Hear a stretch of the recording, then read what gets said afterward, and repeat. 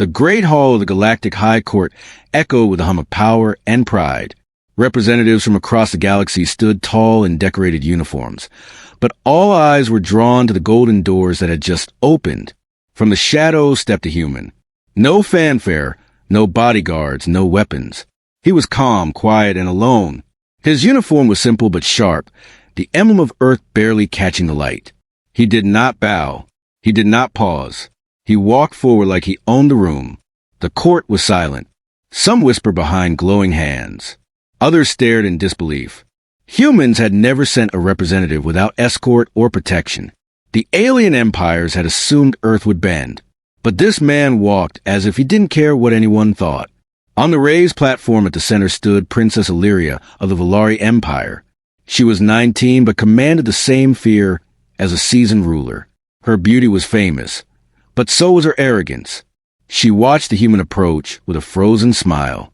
She took a step forward, her long royal cloak dragging behind her like a shadow. Her eyes narrowed as the human stopped just a few feet away. Her voice rang out, sweet and sharp at once. "You stand before the royal blood of Valari," she said, "and yet you are the face of a farmhand." A few diplomats chuckled. The laughter was cautious, unsure. The human, Elias Rourke, stood perfectly still. He didn't blink. He didn't smile. He didn't answer. He looked at her as if she had wasted his time. Then he turned around. Without a word, without a sign of emotion, he turned his back to her and began walking away. Gasps spread through the room like a wave. No one had ever turned away from a Valari royal, especially not a human. Illyria's face remained still, but her eyes darkened. Her insult had been meant to wound. Instead, it had been ignored. She had expected rage or shame. She got silence. And somehow, that silence hit harder than any reply. The court didn't know how to react. Some stared in awe, others in horror. A few Valari guards placed hands on their weapons but did not draw. The council chamber was no place for blood. Not yet. Elias walked to the massive doors and disappeared down the golden corridor. Only then did the room seem to breathe again. But something had changed. The power had shifted, and the one who held it now didn't wear a crown. Later, in her private chambers, Illyria stood alone. She watched the recording of the event again and again. His eyes had not flickered. His back had not stiffened. He had treated her like wind, present but unimportant. Her advisors tried to explain. "Humans are strange," one said. "They don't fight where pride lives. They wait until it matters. And when they move with finality." Illyria said nothing. She hated feeling confused.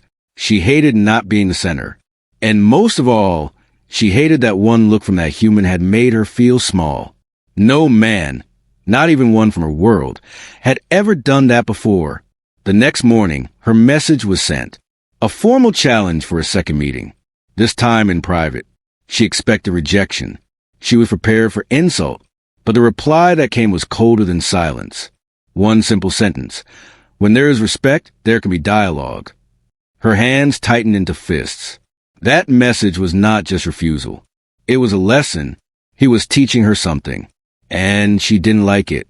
Not because it was wrong, but because it was true. The palace halls grew quieter as whispers spread. Something unseen had entered the politics of the galaxy. A human had insulted a princess by ignoring her power. And now, she could not stop thinking about him. The days that followed were unusually quiet within the Valari Palace.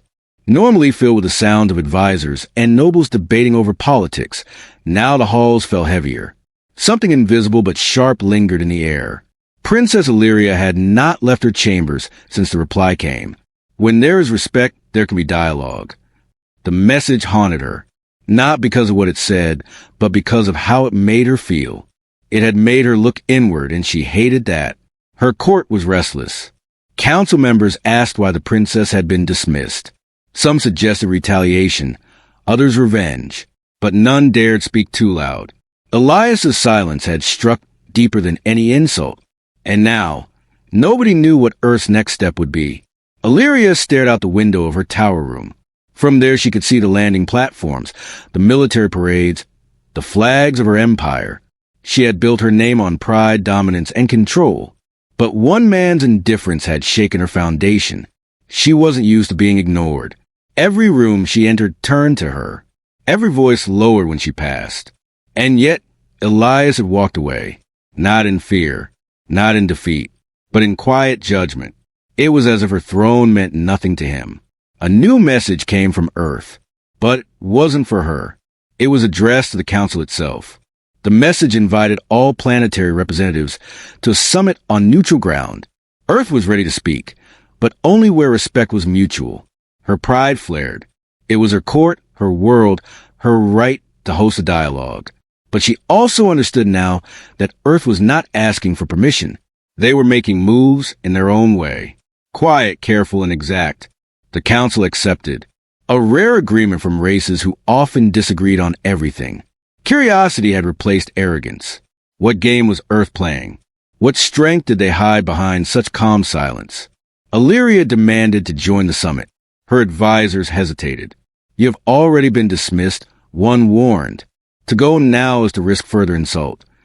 But she waved them off. If Elias thought he could control the stage, he would learn she never gives up. The summit was held on the floating station of Alex Prime. It was old, neutral, and balanced above a dying sun. No world controlled it. No army guarded it. That made it safe. That made it dangerous. When she arrived, Elias was already there. He stood beside his team, humans dressed in quiet colors, their movements calm and united. They did not speak much, but their eyes watched everything. Illyria entered the chamber wearing her finest robe, her crown heavier than usual. Her steps echoed. No one stopped her. No one bowed. But all eyes still turned to her. Even Elias looked up. Their eyes met across the room, but he said nothing.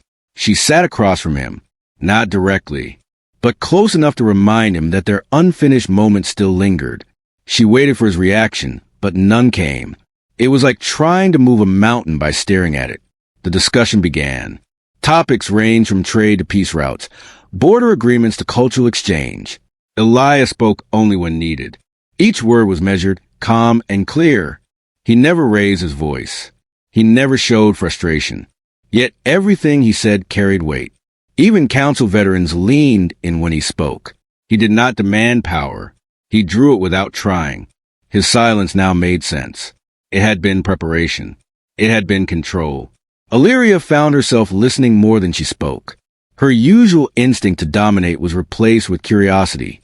How had Earth, a world so often dismissed, produced a man like this? And why did it bother her so deeply?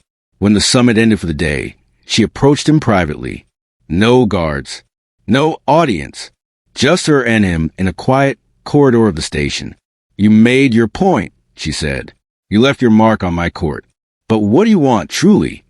The great hall of the Galactic High Court, what I want is some power, peace without pretending. Representatives from across the galaxy stood tall in decorated uniforms, even when it offends the proud. But all eyes were drawn to the golden doors that had just simply watched him walk away from the shadows, just as he had before. No fanfare. This time, no bodyguards, no weapons. She wasn't angry. He was calm, quiet, and alone. She wasn't hurt. His uniform was simple but sharp. For the first time in her life, barely catching the light. Princess Illyria wasn't sure if she had just lost an argument. He walked begun to understand something greater. The court, the halls of Alex Prime remained still long after the summit closed. Others stared in disbelief. Delegates returned to their Humans had never sent guards stood at attention without escort, and the stars outside blinked in alien empires had assumed Princess Illyria sat in her room, but this man walked as if he didn't care. The conversation she had with Elias on the raised platform at the center stood. His words had been sharp, but not cruel. She was 19, but commanded the same. They unsettled her not because they were wrong, but because they were right. But years, so was her arrogance. Her advisors had watched the human approach with a frozen smile. The galaxy only respected those who stood above others. Her long royal cloak was more reliable like a shadow. Her eyes narrowed had shown her human stopped just a few feet away. He held power. Her voice rang out, wielded to crush. Sweet and sharp at once. Her pride wanted to dismiss him. You stand before the royal blood of Illyria, she said. She wasn't used to this feeling. And yet you were the face of a farmer. It was not anger or shame. A few diplomats. It was something closer to respect. The laughter was cautious, still wrapped in confusion. Unsure. A part of her wanted to understand more. The next morning, the council resumed. He didn't blink. Trade routes didn't smile. Transport paths negotiated. He looked at her when Earth's turn came. Wasted his time. Elias stood. Then he turned around. The room. Without a word, steady, without a sign of emotion, he proposed a shared protection. He turned his back to her and began walking away. Many gasps spread through the room like raised doubts. No one had ever turned away to oppose our pride. But Illyria surprised everyone. Illyria's face stood and gave her support, but her eyes darkened. Her voice insult had been tone balanced.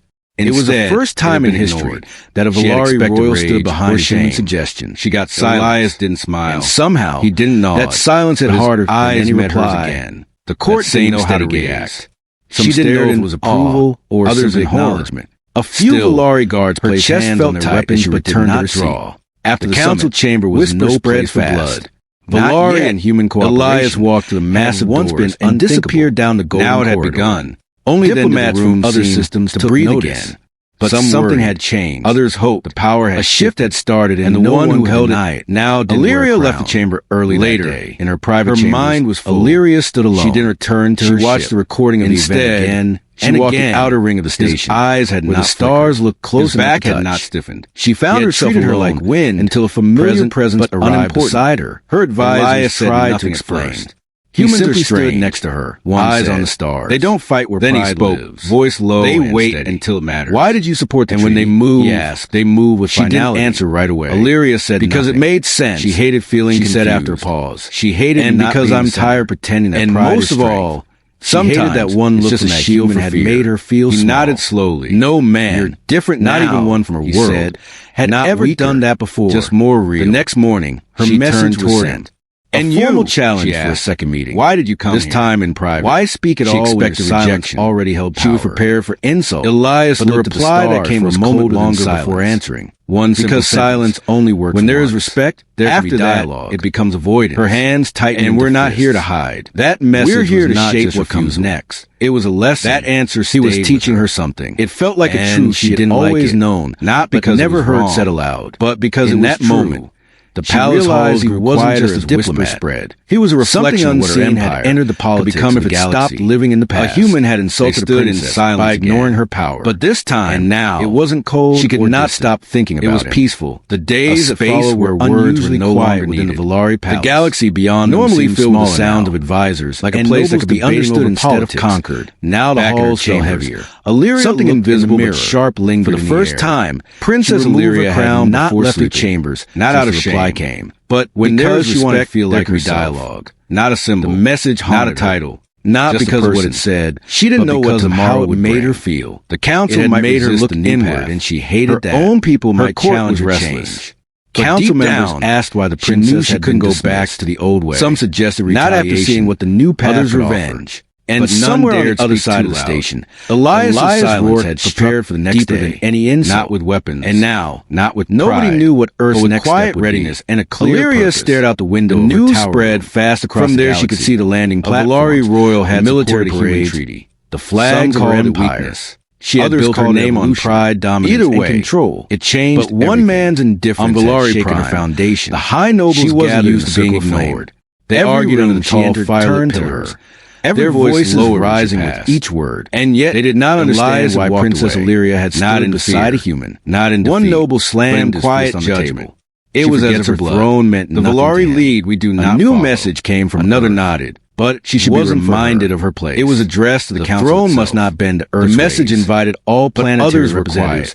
A few had seen the broadcast from the summit. Earth was ready to speak. They watched Elias roar, but only where respect was mutual. That did not shout. Her pride flared. His calm, his control, it was her court, purpose, her world. It unsettled them more than any dialogue. Meanwhile, she also understood now returned home with new thoughts. Earth was not asking for permission. The people welcomed her with ceremony and cheers. Quiet, careful, but she knew that behind every smile were questions. A rare behind from every bow often disagreed on everything. She stood before the curiosity had replaced arrogance. Her ancestors once declared war playing with just a word. What strength did they hide behind such edge and felt its weight? Illyria demanded, but an expectation. Her advisor was now a symbol of change. You have already been dismissed. Symbols were rarely left unchallenged. To go now is to risk further. On the other hand, stay aboard a neutral station. If Elias thought he could stay away from direct visits to Valari territory, she never gives up until tensions. The summit was held on the floating station of Alex Prime. He prepared carefully, old, neutral, and balanced above a dying sun. Learn. No world controlled. He met with other delegates. No army quiet conversations that made it shared meals. That long walks through the station's glass garden. When she arrived, he didn't try to impress. Already there. He stood beside his team, and in doing humans so, dressed in quiet he built something stronger than movements calm and united. He built trust. They did not speak one day. Much. An unexpected message arrived from Valari Prime. Illyria entered the chamber had requested a private audience. Her crown heavier than usual. Not in the court, her steps on the edge of neutral space. No one stopped her. A station built long ago as a sanctuary all eyes during the First Galactic War. Even Elias accepted. Their eyes met across the room. When he arrived, the halls were empty. She sat across from him. No guards, not directed. No ceremony, but close enough to remind him. Waiting in the old hall beneath the starlit dome. She waited for his reaction. Garments were lighter. None came. No crown. It was like trying to move a mountain by staring just at her presence. The discussion began. He walked toward her. Topics ranged from trade to peace routes. Then border agreements to cultural exchange. Why are you not afraid to stand alone? Each word was measured. His answer came without pause. He never raised his voice. The truth doesn't need a crowd. He never showed frustration. It only needs clarity. Yet everything he nodded slowly. Weight. I even counseled veterans came from being above others. When he spoke. But now I wonder if real strength is standing beside someone without needing to. His silence now made sense. Elias had been preparation, but his voice softened. It had been control. Then perhaps Illyria found herself listening more than she allows you to be. Her usual instinct to dominate was replaced with curiosity. Stars reflecting how had her floor. A world so Illyria stopped and turned to him. Produced a man like this. Backlash. And why did it bother her so? My people may reject my path. When the summit ended, yours may not trust me. She approached him privately. But if I keep doing what's right, they follow. No audience. Elias looked out into just space her and him a moment before answering. Corridor of the station. Some will. You others made won't. Your point, but those who do will build a left your mark on my court than any rule. What do you want, fear. Truly? Her eyes lingered on him. Do you think our worlds can ever truly stand as equals? I don't know, he said, but I believe they must try. Otherwise, we'll only repeat the mistakes written in the stars. They stood together in the silence of old stone and open sky. There were no declarations, no odes, just quiet understanding. And in that moment, more was accomplished than years of diplomacy ever could. Back on Valari Prime, word spread that the princess had left the palace again. Some demanded answers. Others feared betrayal. But a small few began to wonder if the old ways had truly lost their grip. In hidden corners of the empire, young voices whispered about peace, not conquest. About respect, not rank. A change had started, not with a speech, not with a war, but with a single walk away from pride. Back on Valari Prime, the High Council grew louder. Some shouted for Illyria's removal. Others demanded her silence. The noble families felt threatened by her shift toward cooperation with humans. They believed peace would weaken the empire. They feared that standing beside Earth meant stepping down from power. And more than anything, they feared losing control over the people. Illyria remained calm. She didn't respond with speeches or fire. Instead, she opened the palace gates to citizens. She walked the markets. She visited old districts. She allowed people to ask her questions directly. At first, there was anger, accusations, demands. But Illyria didn't flinch. She listened. She explained. She did not speak of weakness. She spoke of survival, of future, of meaning. She told them how Elias had spoken without fear, how he had chosen silence over pride, and how that silence had left the most powerful voice in the chamber. Some listened, a few nodded, and a seed of thought was planted, that perhaps strength didn't only come from domination, but also from understanding. Meanwhile, Elias received word of unrest brewing in the shadows. A group of Valari elites had hired a mercenary band to sabotage the treaty talks. Their goal was clear: create a crisis, blame humans, reclaim control. Elias didn't panic. He gathered his closest allies and sent quiet signals to the peacekeepers of neutral space. He didn't call for warships. He called for watchers, observers, guardians in the shadows. He sent a secure message to Illyria. Threat incoming. They want us to react with fire. We respond with light. Illyria understood. If she overreacted, the nobles would claim her emotions made her weak. If she ignored the threat, they'd say she was blind. She needed to act, but with precision. The attack came during a celebration. It was a night of echoes, a Valari festival honoring the voices of the past. Lights filled the sky. Music echoed through the towers. And hidden within the joy, chaos was released. Explosives planted near the council chamber exploded in sequence. But not one life was lost. The peacekeepers had already evacuated the area. Elias's watchers had intercepted the mercenaries just moments before the blast. The Empire was shaken, but not broken. The traitors were exposed, their names revealed, their intentions clear. The people saw not enemies in humans, but traitors among their own. Illyria stood before her people that night. No crown, no armor, just her voice and her truth. She told them of the attempted deception. She told them of Elias's warning. And she told them of the choice they now faced. Do we hold to fear, she asked, or do we step forward and meet the galaxy with strength that does not need a shout? The crowd was silent. Then one voice called out in support. Then another, and another, until the square echoed with unity. Elias watched the broadcast from a station. He didn't cheer. He didn't smile. He simply whispered. She chose a harder path. He knew the fight was far from over. Trust would take time. Enemies still moved in the dark. But the moment had shifted. The story was no longer about a human being insulted. It was now about what followed. And for the first time in centuries, the stars above Valari Prime looked brighter. Valari Prime did not sleep for days after the failed attack. The council met behind closed doors. Old alliances fell apart. New voices demanded transparency. The Empire was no longer ruled by tradition alone. Illyria remained at the center of it all. She answered every question asked of her. She faced every challenge without hiding behind titles. The nobles who once doubted her now watched her closely, some with suspicion, some with new respect. She did not declare war against the traitors. She put them on public trial. Their crimes were revealed not through whispers, but through evidence. Their lies, their payments, their plans, everything was laid bare. The people were shocked. The nobles were exposed. And the image of the princess standing tall beside justice reshaped the nation's image of strength. Meanwhile, Earth's fleet remained at a safe distance. Elias refused to bring warships near Valari space. Instead, he sent envoys, scholars, and engineers.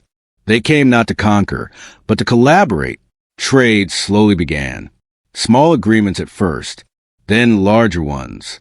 Farming tech, medical tools, shared star maps, practical things, real things. Proof that peace could build more than fear ever did.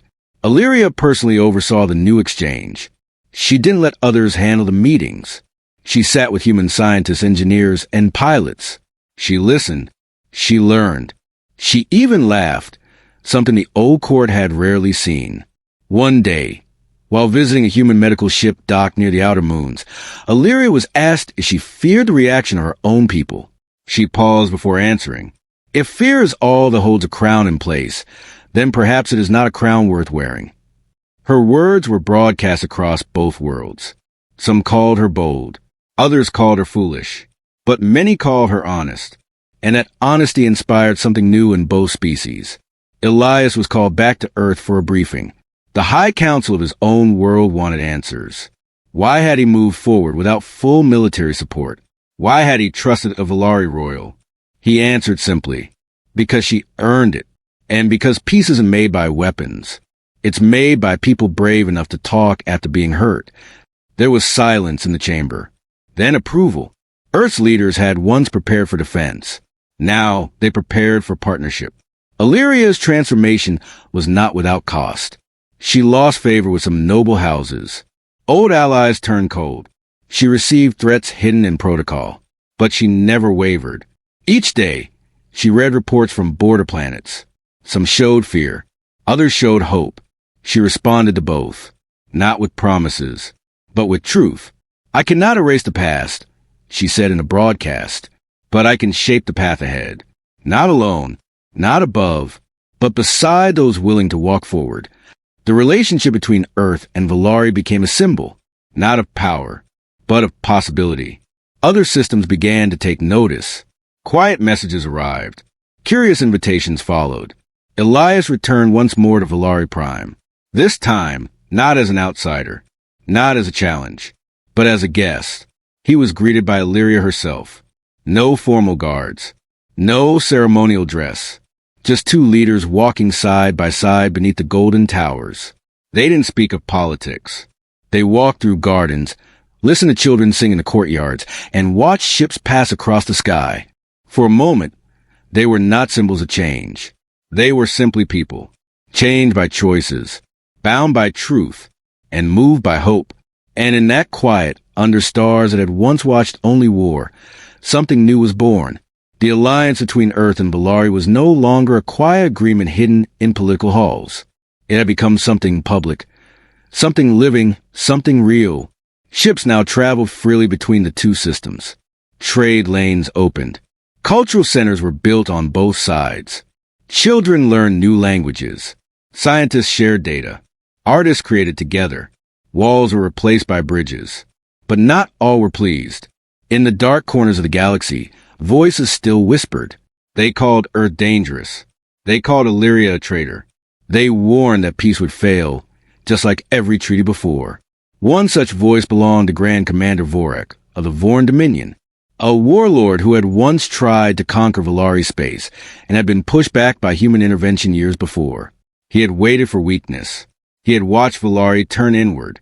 He believed that this new peace was a mask, that behind Illyria's calm there was hesitation, that Earth's quiet was simply delay. He sent a message to the Council of Seven, a threat masked in tradition. He claimed a neutral sector between Valari and Earth as ancestral ground. He demanded withdrawal of all peace operations from that region. Illyria received the message while touring a joint human-Valari school on a moon station. She read it in silence. Then she handed the message to Elias without a word. He read it carefully. "He's testing us," Elias said. "He wants us to break unity. If we argue over who should respond, he wins." Illyria looked around at the children in the schoolyard. Their faces were bright. Some had human features. Some Valari. All were laughing together. "We answer together," she said. "Not with war. With unity." A summit was called immediately, not in the usual halls. This time, it was held on a space station orbiting the contested sector, a place visible to all, open to all. Leaders from Earth, Valari, and other neutral planets attended. The Vorn Dominion sent only a transmission. Vorak appeared on the central screen with fire in his eyes. "You claim peace," he said, "but your peace is built on forgotten wars. I demand you leave what was never yours." Elias stood first. "We claim only what we have earned, not through force, but through understanding. We do not seek ownership. We seek future." Illyria followed. "You speak of war as if it gives you right, but war is a wound, and we are here to heal, not reopen." Vorak laughed and cut the transmission. His fleet, already nearby, began to move. Dozens of ships advanced toward the neutral station. The warning lights flashed red. Fear spread.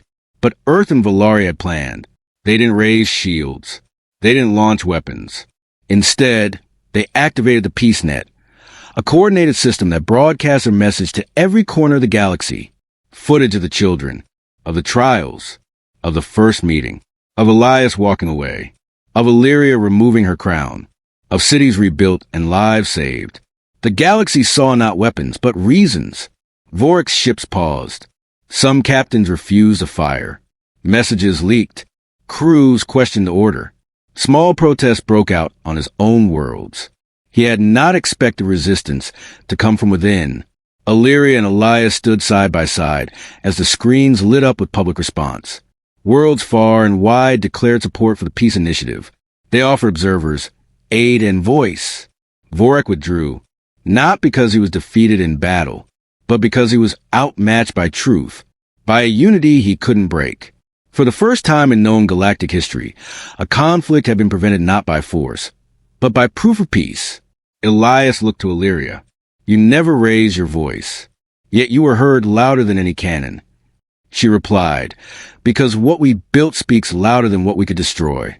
And outside the station, stars continued to burn quietly, witnesses to a galaxy beginning to change. The galaxy had watched the threat rise and fade, without blood being spilled. What had once seemed impossible now felt like a new chapter, one built not on conquest, but cooperation. In the weeks following Vorak's retreat, messages of alliance came from all corners of space. Planets that had remained silent during the early talks now voiced support.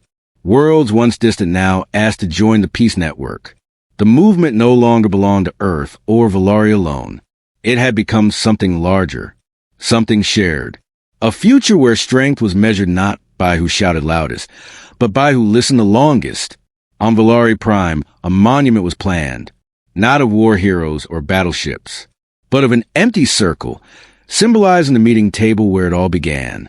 At its center, two open hands, one human, one Valari, reaching forward, not a grip, but an offer. Illyria stood before her people once more, this time not to defend her actions, but to share what had come of them. She told them the treaties signed, of the sectors rebuilt, and of the children who now travel freely between the stars. Her voice was calm. Her eyes were clear. She no longer needed to prove her strength. It had already echoed through every world that once doubted her. Elias returned to Earth for a brief time, not to celebrate, but to rest. His role had never been about glory. It was always about purpose. And purpose didn't rest on applause. He walked the streets of his old city in silence. People greeted him with quiet nods. Children pointed and smiled, but no one interrupted his walk. Somehow, they understood that his silence was still part of the message. A ceremony was held at Alex Prime, the place where their paths had crossed and history had shifted. Delegates arrived in ships of all shapes and colors. Flags waved not in rivalry, but in respect. Illyria wore no crown that day. Elias carried no medals. They walked side by side down the central path of the station's great hall. Their presence said more than any speech could offer. They were invited to speak before the final treaty was sealed. Elias looked at the crowd and said, "We began with silence. We endure with patience. And we arrived here not by winning, but by understanding." Illyria stepped forward next. "Let this not be the end of something old, but the beginning of something worth protecting. Let us be remembered not for how we ruled, but for how we chose to change." When the treaty was signed, a soft cheer filled the hall. There were no fireworks, no blaring horns, just the sound of hope being recognized. Later that evening, Illyria and Elias stood under the stars once again. No cameras, no council, just the two of them, looking out into space where so much had once separated their people. She turned to him. "When I insulted you that day, I thought I was showing strength. I realize now I was only protecting my fear." He nodded. "And when I walked away, I didn't do it to win. I did it because sometimes not reacting is the loudest answer." She smiled softly. "Do you think we'll be remembered for this?" Elias looked up at the stars. "Maybe, but if not, I'm fine with that. As long as they remember what came after."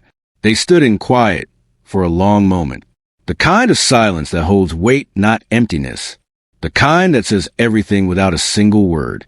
In the distance, ships moved between stars, not as invaders, but as visitors, not as conquerors, but as companions.